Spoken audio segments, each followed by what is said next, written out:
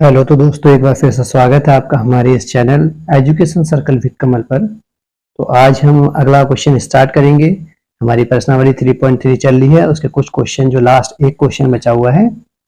बाकी वीडियो इसकी आपको हमारे चैनल में सारी मिल जाएंगी। इसी तरह वीडियो पाने के लिए पूरे सिलेबस की आप हमारे चैनल को सब्सक्राइब कीजिए एंड ज़्यादा से ज़्यादा। तो देखिए, इस प्रश्नावली से हमारा लास्ट क्वेश्चन बचा हुआ है 3.3 से। बाकी सारे क्वेश्चन जो है आपको हमारी वीडियो में मिल जाएंगे। जो हम 5 वर्ष बाद जैकब की आयु उसके पुत्र की आयु की से 3 गुनी हो जाएगी। 5 वर्ष पूर्व जैकब की आयु उसके पुत्र की आयु की 7 गुनी थी। उसकी वर्तमान आयु क्या है? तो क्वेश्चन हमसे क्या पूछ रहा है, उसकी वर्तमान आयु क्या है। तो उसने पूछ रखा है, उसी को हम मान लेंगे। उसने कहा है उसकी वर्तमान आयु क्या है, तो माना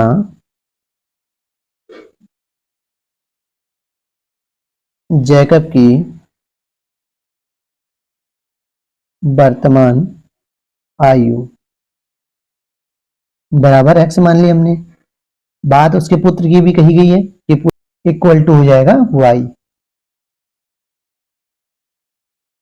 प्रश्नानुसार 5 वर्ष बाद जैकब की आयु उसके पुत्र की आयु से 3 गुनी हो जाएगी।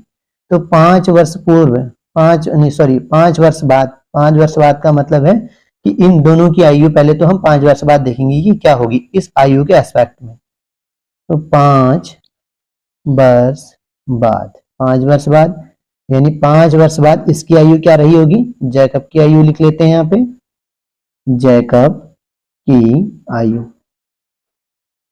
तो वर्तमान समय में जैकब जब x साल का है तो 5 वर्ष बाद कितने साल का होगा, यानी 5 जुड़ जाएगा। सपोज दैट अगर हम अभी 15 साल के हैं तो 5 साल के बाद कितने साल के हो जाएंगे, 20 साल के, क्योंकि क्या होगा उसमें 5 साल जुड़ जाएगा। बाद के लिए, पश्चात के लिए 5 साल जुड़ जाता है। आयु पुत्र की आयु 5 साल के बाद क्या होगी, क्योंकि बरकस 5 का, दोनों की आयु में बढ़ेगी 5-5 वर्ष। अब क्या है, जैकब की आयु उसके पुत्र की आयु से 3 गुनी है, तो यहां लिख देंगे 3 गुनी है। देखिए सबसे सिंपल टर्म है यहाँ पे, जब भी किसी की आयु के साथ तुलना होती है तो हम वहां क्या कर देते हैं, दोनों की आयु को सबसे पहले बराबर रख देते हैं। यहाँ बोला जैकब की आयु उसके पुत्र की आयु से, यानी वो तुलना कर रहा है अपने पुत्र से कि मैं 5 साल के बाद उससे 3 गुनी आयु का हो जाऊंगा। तो क्या करेंगे, इन दोनों को तो पहले क्या रख देंगे, बराबर में रख देंगे। ये रही जैकब की आयु बराबर ये रही उसकी पुत्र की आयु। हर क्वेश्चन में ऐसा ही होगा। तो वो कह रहा है जैकब की आयु उसके पुत्र की आयु से, ये जैकब की आयु है, उसके पुत्र की आयु से 3 गुनी है, यानी इसकी पुत्र की आयु में 3 मल्टीप्लाई हो जाएगा। तो x + 5 = 3y + 3 × 5 = 15।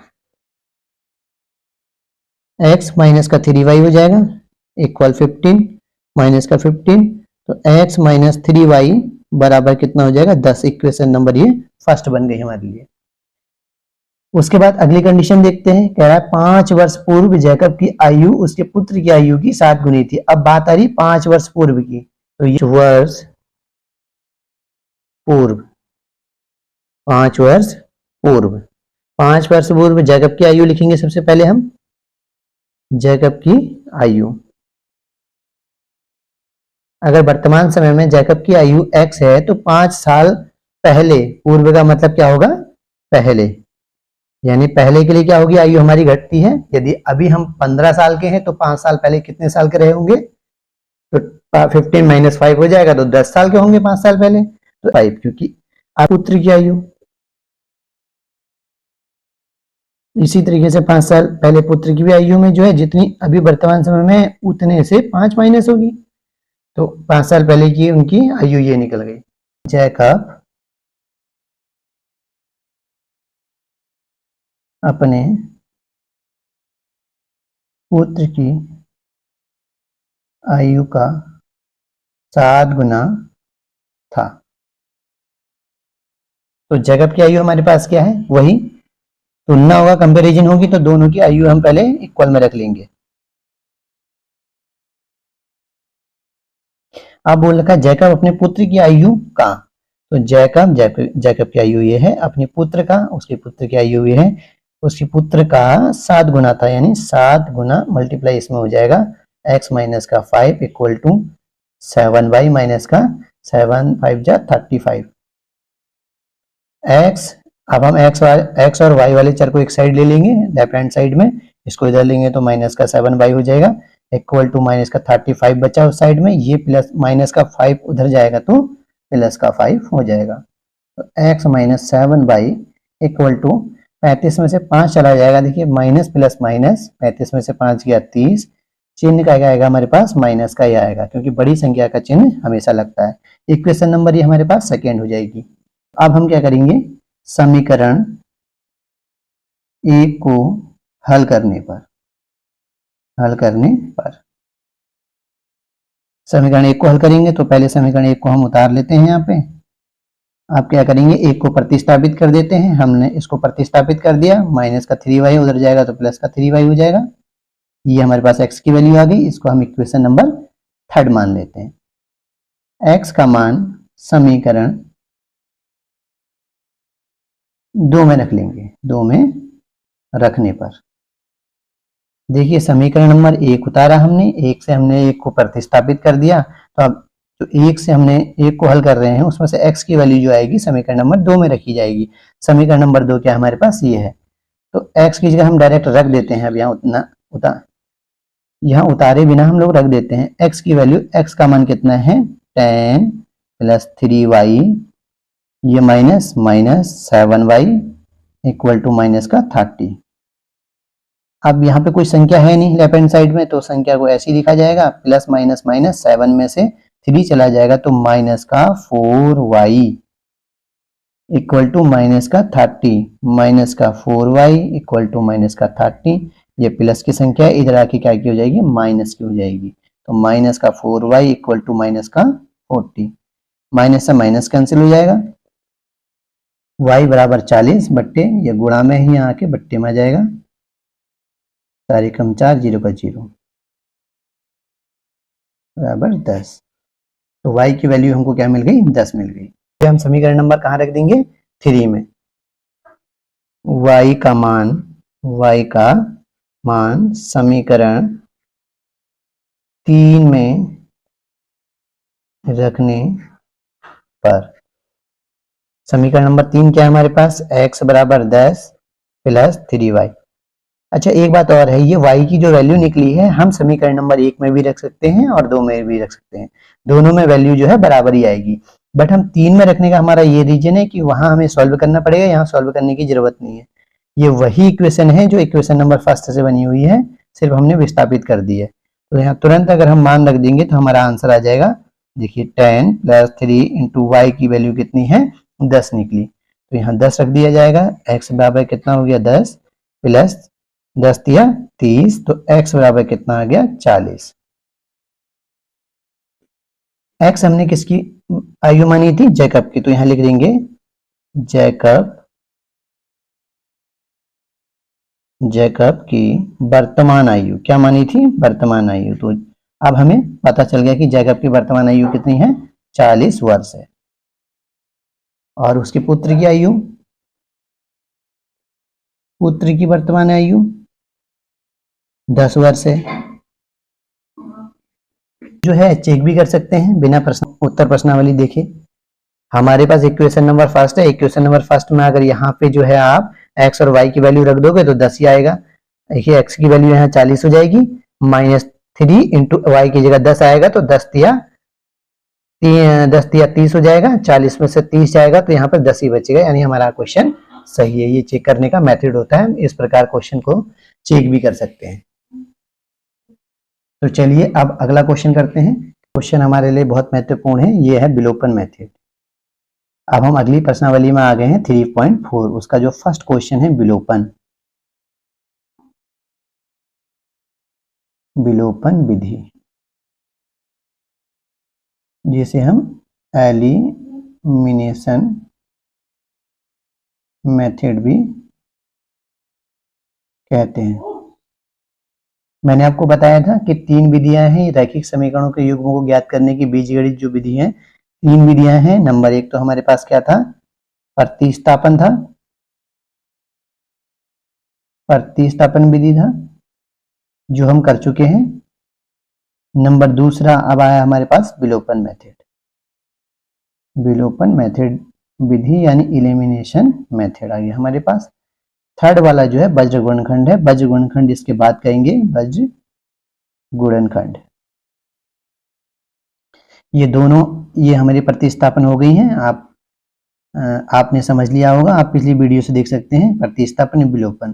तो आज हम विलोपन वाले मेथड में हैं। देखिए यहाँ बोल रखा है, निम्न समीकरणों के युग्म को विलोपन विधि द्वारा प्रतिस्थापन विधि से हल कीजिए। कौन सी अधिक उपयुक्त विधि है, या बट हम यहाँ एक ही विधि से करेंगे, सिर्फ विलोपन विधि से, क्योंकि हमने प्रतिस्थापन विधि पिछले जो है प्रश्नावलियों में सीख ली है। तो आप जो है निकाल लेंगे इसकी प्रतिस्थापन विधि। अगर समझ में नहीं आती तो पिछली वीडियो को आप जो है देख लीजिएगा, वहां प्रतिस्थापन विधि बता रखी है मैंने। विलोपन यानी एक को विलुप्त कर देना। वहां हम क्या करते थे, प्रतिस्थापन करते थे, एक पद को प्रतिस्थापित किया करते थे, और यहां हम क्या कर देंगे, एक पद को विलुप्त कर देंगे। अब समीकरण नंबर 1 इसको मान लेते हैं, यहीं पे इसको समीकरण नंबर 2 मान लेते हैं। तो सबसे पहले जो है हमारा मेन मोटिव या उद्देश्य हमारे यहाँ रहता है कि एक पद जो है या x हो जाए या y, कोई भी एक पद विलुप्त करना होता है। विलुप्त करने के लिए हम पहले से टारगेट करके चलते हैं कि x को करेंगे या y को करेंगे। मतलब ऐसा नहीं होगा कि दोनों विलुप्त हो जाए, दोनों विलुप्त तो हो ही नहीं सकते क्योंकि आंसर ही नहीं आएगा, तो एक को विलुप्त करना पड़ेगा।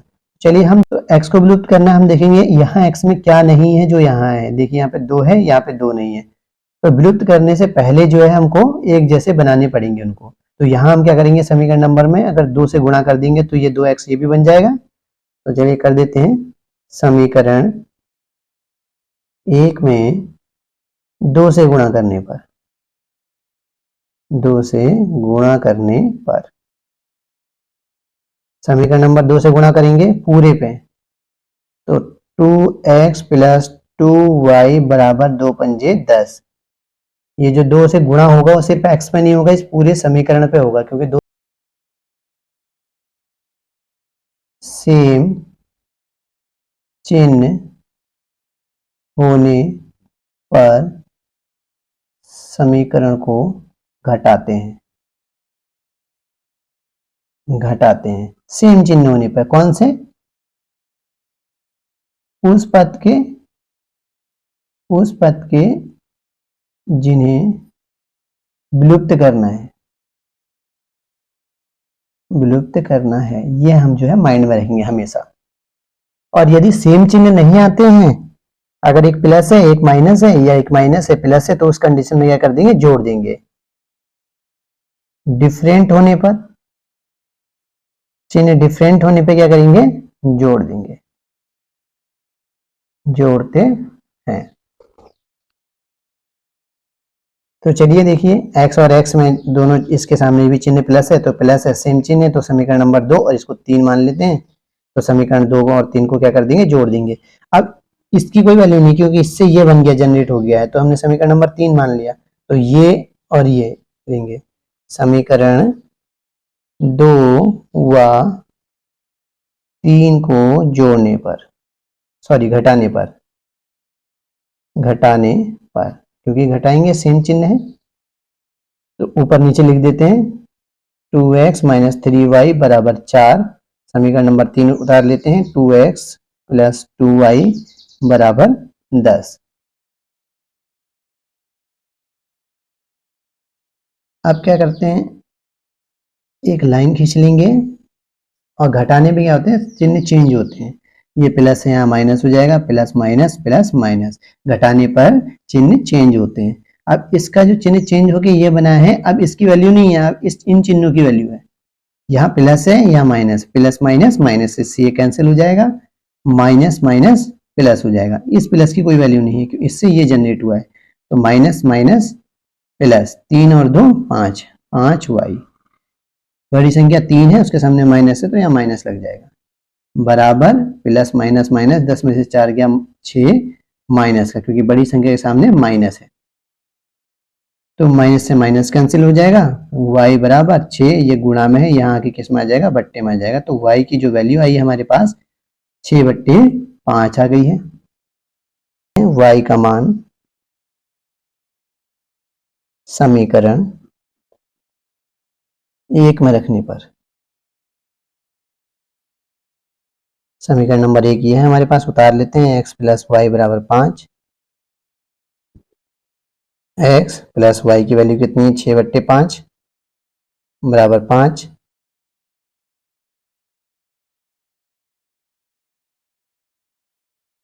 तो यहाँ कुछ नहीं है तो 1 मान लेंगे। तो हमने क्या माना, x/1 मान लिया, 6/5 बराबर 5 है। हम लोग एलसीएम लेंगे, इसका कितना हो जाएगा, 5, 1 पंजे 5 यानी 5 टाइम में आ रहा है, तो 5x प्लस 5 वन जा 5, 1 टाइम में 5 आ रहा है, यानी 1 6 जा 6 इक्वल टू 5। यहाँ कुछ नहीं है तो 1 मान लेंगे, क्रॉस मल्टीप्लाई हो जाएगा, इससे इसकी मल्टीप्लाई होगी तो 5x प्लस 6 इक्वल टू 5 बच्चे 25। तो 5x, हमको x की वैल्यू निकालनी है, इसे लेफ्ट हैंड साइड में ही रखना पड़ेगा। ये हमें यहाँ प्रॉब्लम कर रहा है तो इसको हम उठा के उधर भेज देंगे, तो माइनस का 6 हो जाएगा, ये प्लस उधर जाएगा तो माइनस का 6 हो जाएगा। 5x इक्वल टू 25 में से 6 जाएगा तो कितना बच जाएगा, 24, यानी x की जो हमारे पास वैल्यू आएगी वो आएगी 24/5। यहाँ पे हमारा 25 में से 6 गया तो यहाँ पे 19 बचेगा, सॉरी यहाँ हमारा क्या बचेगा, 19। तो 19 बट्टे कितना आ गया हमारे पास, 5। तो x बराबर 19/5 ये हमारी वैल्यू रही है। ठीक है, अगला क्वेश्चन कर लेते हैं इसी का। विलोपन विधि आपको समझ में आ रही होगी। इसको हम इक्वेशन नंबर फर्स्ट मान लेते हैं और इसको सेकेंड मान लेते हैं। अब हमारे पास पहला प्रोसेस वही है कि हम सबसे पहले क्या करते हैं, हमारे दिमाग में सेट रहता है कि हमें x पद को या तो फिर y पद को विलुप्त करना है। तो हम देखते हैं x एक जैसे हैं, नहीं है, y भी नहीं है, दोनों को चेक कर लेते हैं। अगर हम x को जो है एक जैसा बनाएंगे तो यहाँ हमको किससे मल्टीप्लाई करनी पड़ेगी, 2 से, और यहाँ 3 से, तब जाके ये भी 6 होगा, 2 तिया 6 और 3 दूना 6। तो इसमें क्या करना पड़ रहा है हमें, दोनों समीकरण में, एक में 3 से और एक में 2 से जो है मल्टीप्लाई करनी पड़ रही है। अब हम ये देखेंगे, ऐसा तो जरूरी नहीं है कि हमको x को ही जो है बराबर करना है, हम y को भी कर सकते हैं। तो देख लेते हैं y का क्या है, यहाँ 4y है और यहाँ पे कितना है, 2y है, यानी ये यहाँ अगर हम 2 से मल्टीप्लाई कर दें इस समीकरण में तो ये 4 हो जाएगा। तो हमको जो है एक ही समीकरण में यहाँ मल्टीप्लाई करना पड़ रहा है, तो हम समीकरण नंबर, तो हम y टर्म को विलुप्त करेंगे। तो यहाँ लिख लेते हैं, समीकरण 2 में 2 से गुणा करने पर, समीकरण नंबर 2 में गुणा करेंगे तो पूरे में तो कितना होगा, 2 दूना 4, 2 दूना 4 y बराबर 2 दूना 4, ये इक्वेशन नंबर 3 हो जाएगा। ये मैथ में हमको पता है कि हम दोनों पक्षों में किसी भी संख्या से घटा सकते हैं, जोड़ सकते हैं, गुणा कर सकते हैं और भाग कर सकते हैं, जिससे उसके वैल्यू में, उसके मान में कोई परिवर्तन नहीं आता है। लेकिन हमें क्या करना पड़ेगा, दोनों पक्षों में करना पड़ेगा जो भी करेंगे। देखिए जैसे हमने 2 से मल्टीप्लाई करी तो इस पक्ष में भी 2 से करी और उस पक्ष में भी 2 से करी, तो इसमें कोई परिवर्तन नहीं आएगा, क्योंकि हम 2 अगर यहाँ से कॉमन निकालते हैं तो दोबारा हमारे पास ये बन जाएगा। तो इक्वेशन नंबर फर्स्ट और थर्ड को, सेकेंड से थर्ड जनरेट हो गई है, अब इसकी कोई वैल्यू नहीं बची है, इसको और इसको हल करेंगे। अब हम लोग देखिए y को हम विलुप्त करने जा रहे हैं तो इसके सामने के चिन्ह देखेंगे, हमें जोड़ना है या घटाना है समीकरण को, ये पता चलता है हमें जिसको हम विलुप्त करने जा रहे हैं उसके सामने वाले चिन्ह से। ये प्लस है और एक है माइनस है, प्लस माइनस। अब डिफरेंट चिन्ह होने में क्या कर देते हैं, समीकरण को हम लोग जोड़ देते हैं। समीकरण 1 व 3 को जोड़ने पर, समीकरण 1 को लिख देंगे यहाँ पे, समीकरण नंबर 2 को लिख देंगे, 4x माइनस का 4y बराबर 4। अब हम लोग क्या करेंगे, यहाँ पे जोड़ने पे हमारे चिन्ह चेंज नहीं होते क्योंकि, और तो इससे कैंसिल हो जाएगा, प्लस प्लस प्लस 4 और 3 7x बराबर 10 और 4 कितना हो जाएगा, 14। तो x बराबर 14/7, 7 एकम 7, 7 दूना 14, तो x बराबर हमारे पास कितना आ जाएगा, 2। अब इस x की वैल्यू हम लोग समीकरण नंबर 1 में रख देंगे या 2 में, किसी में भी रख देंगे। समीकरण x का मान समीकरण 2 में रखने पर, 2 में रखने पर समीकरण नंबर 2 क्या है हमारे पास, 2x minus 2y equal to 2। तो x की जगह क्या रखा जाएगा, 2 रखा जाएगा, माइनस 2y इक्वल टू 2। 2 दूना कितना हो जाएगा हमारे पास, 4 माइनस 2y बराबर 2। तब हमारे पास क्या आएगा, 2y को हम इधर ही रहने देंगे, उधर 2 है, इधर का 4 उधर जाएगा तो माइनस का 4 हो जाएगा, माइनस का 2y इक्वल टू माइनस का 2, प्लस माइनस माइनस 4 में से 2 चला जाएगा तो माइनस का 2 बचेगा, माइनस से माइनस कैंसिल हो जाएगा, दोनों साइड है, तो y बराबर 2, ये गुणा में यहाँ आके बट्टे में आ जाएगा, 2 एक कम 2, 2 एक कम 2, तो y की जो वैल्यू आ गई हमारे पास वो 1 आ गई। तो हमारे पास x की वैल्यू भी मिल गई और y की वैल्यू भी मिल गई। प्रतिस्थापन और विलोपन विधि दोनों से हल कीजिए और बताइए कौन सी उपयुक्त है। तो ये लोग आप जान सकते हैं, सबसे ज्यादा उपयुक्त तो क्वेश्चनों में जो है विलोपन विधि रहती है, क्योंकि हम बड़े बड़े जब क्वेश्चन सॉल्व करते हैं तो विलोपन विधि वहाँ ज्यादा बेनिफिशियल रहती है, क्योंकि ये शॉर्ट टर्म में, देखिए शॉर्ट में आ जाता है, उसमें बहुत ज़्यादा लॉन्ग प्रोसेस करने की ज़रूरत नहीं होती, तो एक टर्म विलुप्त होने के बाद दूसरी वैल्यू निकल जाती है। तो आई होप आपको विलोपन विधि समझ में आई होगी, और ऐसे ही पूरे हाई स्कूल का सिलेबस की वीडियो देखने के लिए आप हमारा चैनल सब्सक्राइब एंड आइकन जरूर दबा लें, जिससे हमारी हर एक वीडियो की नोटिफिकेशन आपको मिलती रहेगी। Thank you.